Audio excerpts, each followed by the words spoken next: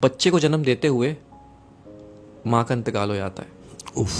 लेकिन शौहर को उसकी बीवी की नसीहत याद होती है कि इस बच्चे का ख्याल रखने। देखते ही देखते बच्चा वो 3 साल का हो जाता है। 3 साल बाद उसका बाप फिर दूसरी शादी कर लेता है एक शादीशुदा औरत से, अच्छा। जिसके पहले से 3 बच्चे होते हैं। अच्छा, वो सौतेली माँ होती है जालिम। वो उस यतीम बच्चे पे बहुत जुल्म करती है। एक दिन ऐसा ही होता है, उस सौतेली माँ की फैमिली आती है दावत पे और वो यतीम बच्चा भी बैठ जाता है खाना खाने के लिए।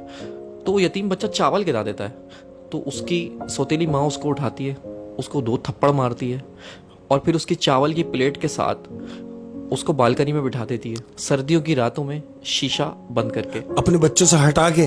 अब शौहर ऑफिस से आता है तो कहती है कि आप बैठे, मैं आपको खाना लगा देती हूँ। तो शौहर कहता है, भाई वो मेरे बच्चे, हमारे बच्चे कैसे हैं? वो कहती है वो बच्चे सो गए।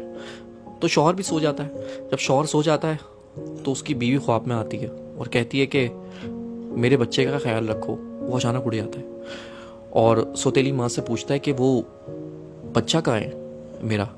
उसने बोला वो तो सो रहा है, आप बेफिक्र होकर सो जाएं। वो सो गया, बच्चे सो रहे हैं सारे एक साथ। फिर वो सो जाता है उसका मियाँ।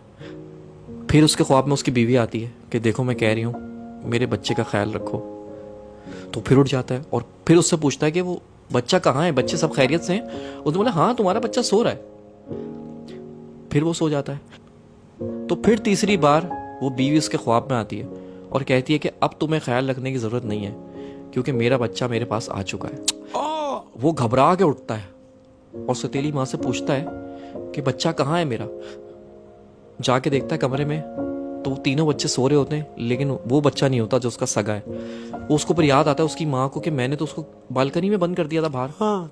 तो जैसे ही जाके वो बालकनी का शीशा खोलता है तो वो 3 साल का बच्चा चावल की प्लेट लेके और अपना मुंह घुटनों के अंदर दबा के बैठा हुआ होता है। जब बाप उसको जाके हिलाता है तो वो मर चुका होता है।